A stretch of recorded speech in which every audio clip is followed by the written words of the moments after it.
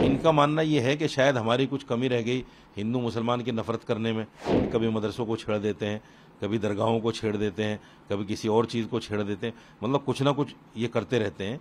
तो इनकी सोच ये है कि शायद हिंदू वापस आएगा। हर एक्ट में संशोधन हुआ है, ये कोई नई बात नहीं है कि वक्फ एक्ट में ही संशोधन हो रहा है। नहीं, मेरी गवर्नमेंट से यही अपील है कि इसमें बेसिकली किसी अमेंडमेंट की ज़रूरत नहीं है, और अगर किसी अमेंडमेंट की ज़रूरत गवर्नमेंट को महसूस हो रही है तो कम से कम जो स्टेक होल्डर्स हैं उनकी राय ज़रूर इनकॉर्पोरेट की जाए, उनकी राय ली जाए। इनका मानना यह है कि शायद हमारी कुछ कमी रह गई हिंदू मुसलमान की नफरत करने में, लाओ और ज़्यादा करके देखते हैं। जैसे कभी मदरसों को छेड़ देते हैं, कभी दरगाहों को छेड़ देते हैं, कभी किसी और चीज़ को छेड़ देते हैं, मतलब कुछ ना कुछ ये करते रहते हैं। तो इनकी सोच ये है कि शायद हिंदू वापस आएगा। हिंदू वापस आने वाला नहीं है। हिंदू इनकी राजनीति को समझ गया। जिस तरह से राम मंदिर को लेकर इन्होंने ड्रामा किया है और उसका राजनीतिकरण किया है, उस धार्मिक स्थान का जिस तरह इन्होंने राजनीतिकरण किया है और जिस तरह से उनको भुनाने का काम किया है, वो हिंदू भाई समझ गया है कि इनकी आस्था नहीं है, ये सिर्फ कुर्सी बचाने के लिए सब कुछ कर रहे हैं। इसलिए हिंदू अब इनके जाल में फंसने वाला नहीं है। एक पॉइंट और है इसमें, जो सेकुलर पार्टियां इनके साथ लगी हुई हैं, चाहे वो जेडीयू हो या तेलुगु देशम पार्टी हो या बीजू जनता दल हो, क्या उन लोगों को नहीं सोचना चाहिए? तो मुसलमानों के वोट से आते हो और ये आए दिन मुसलमानों पे हमला कर रहे हैं, तुम्हें शर्म आनी चाहिए, इनसे समर्थन वापस ले लेना चाहिए। या तो इनको बोलना चाहिए कि अगर ऐसी बातें करोगे तो हम समर्थन वापस ले लेंगे। कम से कम दबाव तो बनाएं। वो बिल्कुल सामने देखकर तमाशा देख रहे हैं।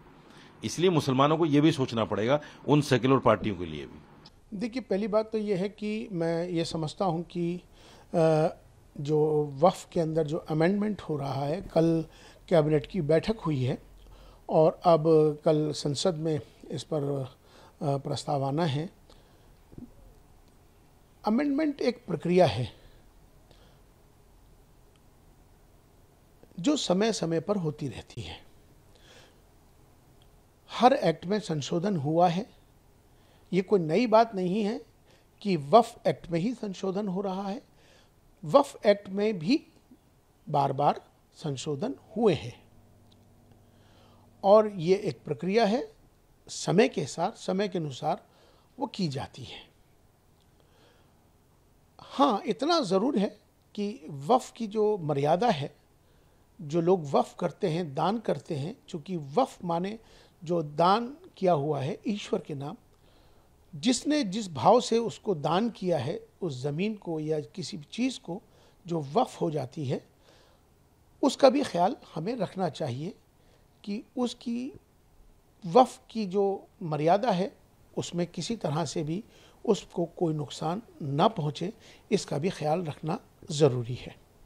देखिए, वक्फ प्रॉपर्टी जो भी मुसलमान वक्फ करता है या वक्फ ऑलरेडी की है, उसका बुनियादी मकसद ये होता है कि वो किसी न किसी चैरिटेबल पर्पस के लिए या जिस भी पर्पस के लिए वक्फ की गई है उसको उसी पर्पस के लिए इस्तेमाल किया जाए, जिसको कि वाक़िफ़ की मंशा कहते हैं।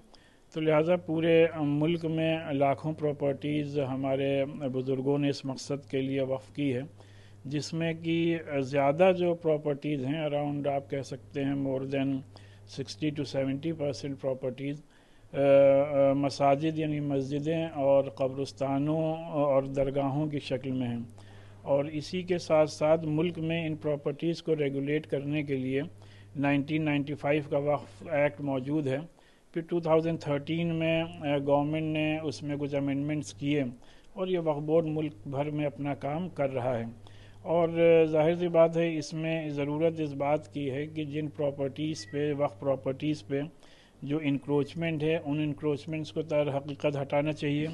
और दूसरी बात यह कि जिन प्रॉपर्टीज़, वक्फ की प्रॉपर्टीज़ पे गवर्नमेंट बिल्डिंग्स बनी हैं, तो हम लोग एक ज़माने से मुख्तलिफ़ हुकूमतों से डिमांड करते आ रहे हैं कि उसका अगर हटाना मुमकिन ना हो तो उसका रेंट गवर्नमेंट मार्केट रेट के हिसाब से वक्फ बोर्ड को दे, जिससे वक्फ बोर्ड के मसाइल हल हों।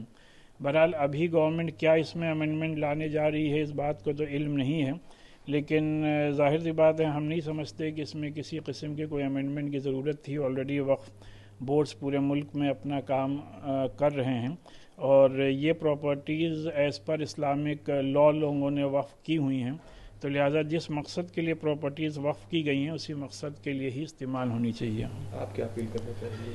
नहीं, मेरी गवर्नमेंट से यही अपील है कि इसमें बेसिकली किसी अमेंडमेंट की ज़रूरत नहीं है, और अगर किसी अमेंडमेंट की ज़रूरत गवर्नमेंट को महसूस हो रही है तो कम से कम जो स्टेक होल्डर्स हैं उनकी राय ज़रूर इनकॉर्पोरेट की जाए, उनकी राय ली जाए और इस सिलसिले में उसी के बाद कोई कदम उठाया जाए जिससे कि किसी को कोई ज़हमत, तकलीफ़ और शिकायत ना हो।